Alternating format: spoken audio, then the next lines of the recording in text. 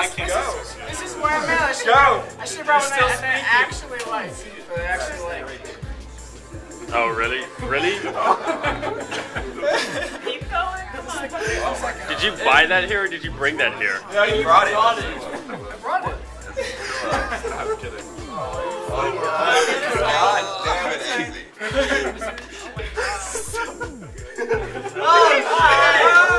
Oh my god. This is not real. So low. We know what side you sleep on. Damn, that shit. I do want 5 of these, so.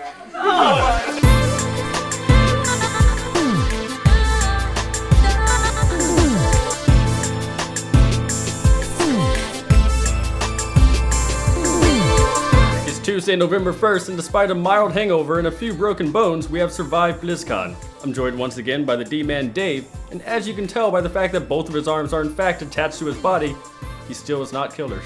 Wait, Killers broke his arms? Off. He broke his arms off? Both of them in a vicious bar fight with Blood Legion. Well, I guess those online rogue skills don't translate to IRL usage. Ooh, dual-wielding jokes. Let's get to the show. BlizzCon began Friday, but for those who hate long lines and love parties, the action started that Thursday night.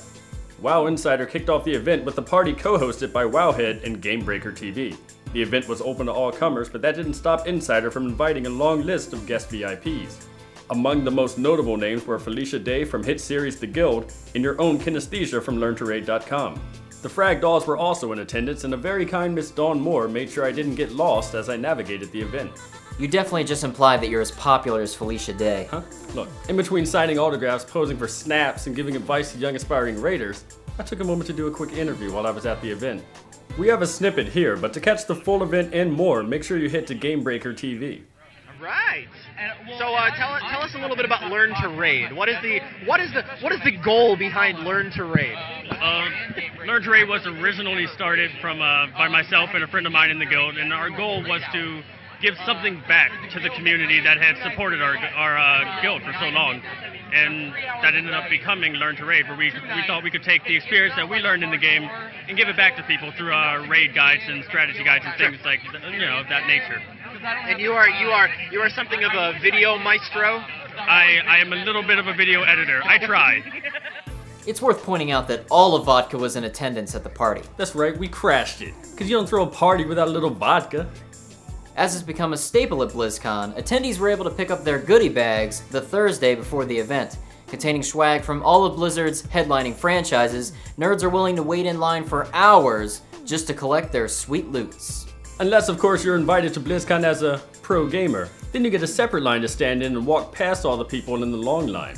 Of course, this would have been nice to know before I spent an hour waiting in line with a cute friend of mine.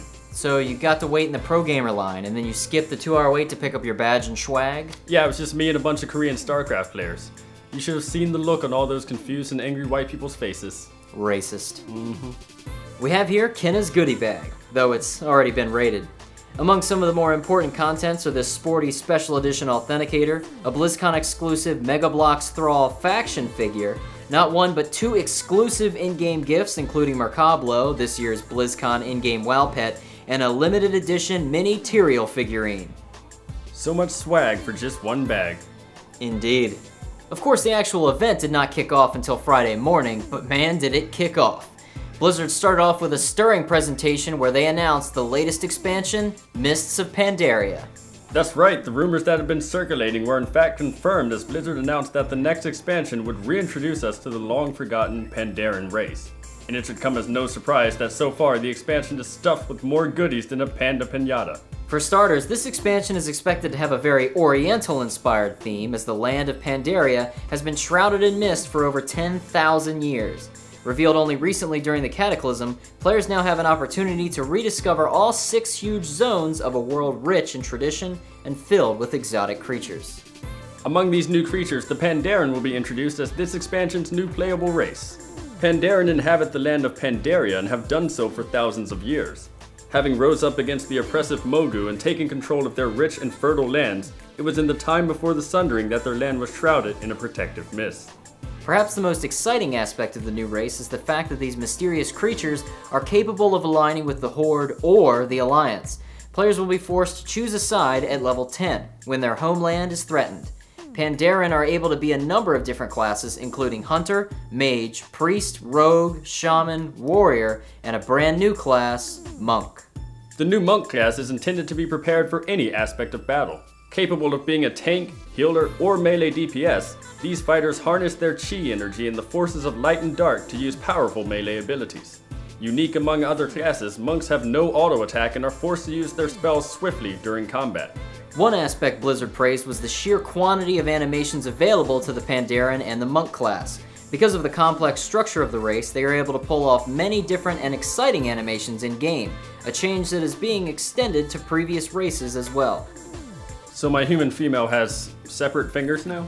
Yes, your once vapid and lifeless human female now is the exuberant and animated woman she always dreamed of being. Wow, maybe she's born with it. Maybe it's Maybelline. Character animations aren't the only things being updated in Mist of Pandaria. The class talent system is undergoing some major changes as well.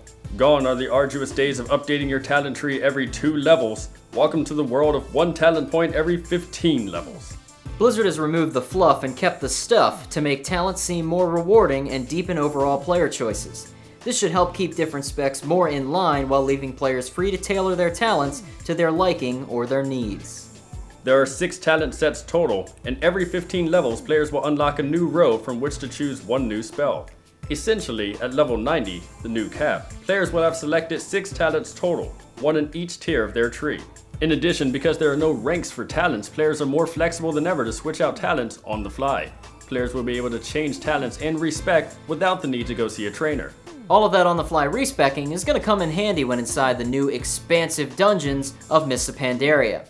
3 all-new 5-man dungeons were shown at Blizzcon out of the 9 that were announced in total. The first dungeon you'll stumble upon is the Temple of the Jade Serpent. Within this temple, the Shah of Doubt looms over the Pandaren, and it is up to you to defeat it. Past this, you'll be tasked with defeating the Verming and the Hozu, 2 races with ill intent who are taking over the Stormstout Brewery. It is in this dungeon that you'll run across Chen Stormstout, who players may remember from Warcraft 3. Help him take back his beer, and while you're at it, you might as well save his family heritage. Once you've defeated the Shah of Doubt and saved the ever-important alcohol, you'll head to the top of Kunlai Summit to rid the Shadowpan Monastery of the evil Shah forces. Rid the sacred monastery of these enemies to allow the Shadowpan clan to continue their training. In the interest of keeping gameplay fresher than the 1990s Will Smith, Blizzard is introducing challenge modes, allowing players to take on their favorite dungeons again and again in pursuit of faster clear times. Compete for medals awarded by burning through the dungeon quicker than your competitors. If you're successful, then the difficulty gets ratcheted up for next time. No cheating either. Your gear level will be normalized. Challenge mode achievements will be tracked so you can check out your friends' times and compare them with your own. Compete to be number 1 on your server and enjoy your rewards. Rewards include sexy new transmog gear, mounts, titles, and more. Maybe even some rare Pokemon for the new pet battle system. Pet battle system? Hey man, you gotta catch them all. That's right, you'll be able to duke it out with your frenemies Michael Vick style as you let your pets battle one another to the death. See the sinister Squashling take on the singing Sunflower as they battle with a vicious flurry of roots and twigs. This isn't for the faint of heart. You'll need some big Pokeballs to compete here. Blizzard is building this as a fun and friendly side game in the World of Warcraft, but we all know the truth. Shit just got real. Your pets will learn new spells and level up, and if you feed them the right food after 5 PM on a Monday night during the winter equinox, then they might just evolve.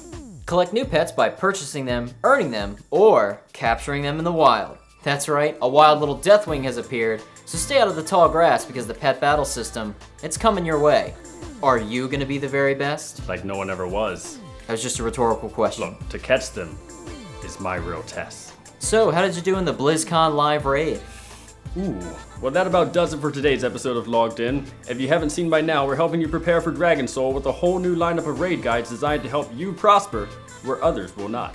And it doesn't stop there. L2R's new series, UI Workshop, helps you clean up your interface while you optimize your game with in-depth add-on guides. Want to know even more? Help us out by bookmarking us at learntoraid.com, subscribing to us on YouTube, and following us on Twitch TV and Twitter. Stay tuned with us for the next few weeks as we give you more inside coverage as the latest news breaks. Come on, let's try to be a little respectful to killers.